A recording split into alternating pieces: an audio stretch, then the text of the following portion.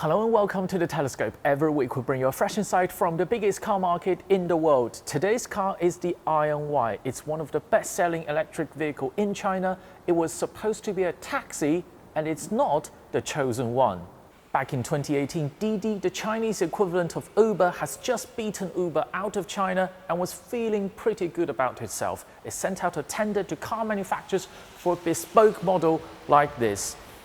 Eventually, the BYD D1, because of its low cost and sliding rear door, this is on conventional second row door, won, and our AION Y lost out. So AION had no choice but to convert this initially taxi into the private market.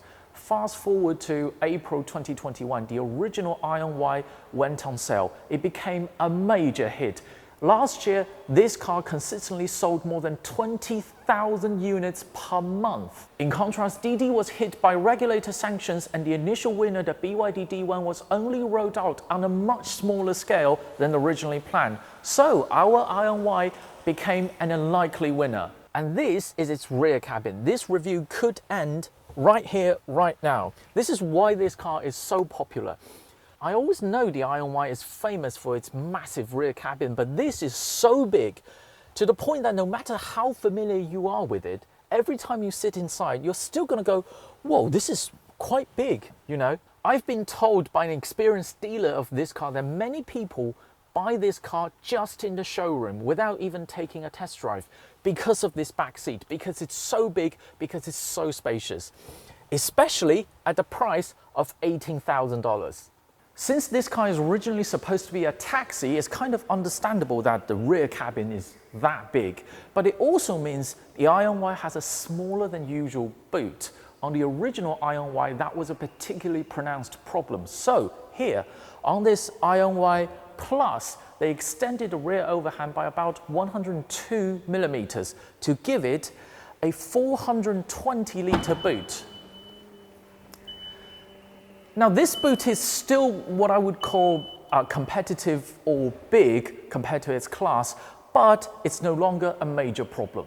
Other weak points are mainly due to cost pressures. This car uses the cheapest and the worst kind of glass. It's been independently verified to be among the worst in infrared and UV rejections. But a privacy film like this should take care of that. The interior are full of plastics, especially on the original AION Y. I have to say, this AION Y Plus has improved a lot on material qualities. Here, and here are all soft touch materials, but on the original AION Y, it was plastic everywhere, which is understandable on a car of this price point and kind of forgivable since this car has such a spacious rear cabin. On the original AION Y, only the top two trim levels gets this nice synthetic leather steering wheel. The rest are all on plastic steering wheels. It caused such a huge backlash that GAC almost immediately changed it. Such was the cost pressure back then. But on this facelifted AION Y Plus, everything, material choices are much more balanced.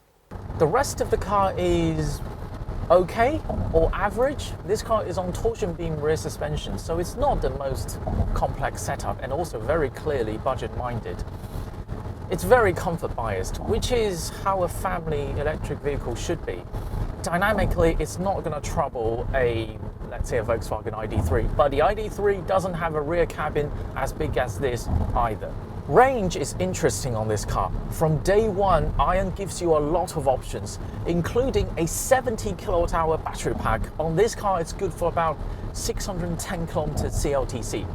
We'll put on screen about all the range conversions of your respective regions. If you choose that battery pack, it's about 10% longer in terms of range than the standard range Model Y version in China. For $19,500. The car we have here today is the mid-range version with about 510 kilometers CLTC range on a 61.7 kilowatt-hour battery pack. This is about $18,500. Because of this car's fairly boxy shape, drag coefficient is okay if not spectacular. It's about 0.27.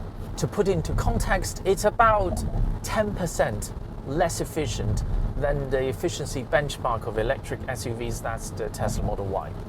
This 10% gap in efficiency compared to the Tesla Model Y will increase in winter because this car doesn't have a very sophisticated thermal management system. It doesn't have a heat pump, which is not ideal if you live in cold climate, but kind of understandable since this car is produced by GAC, that's Guangzhou Automotive Corporation.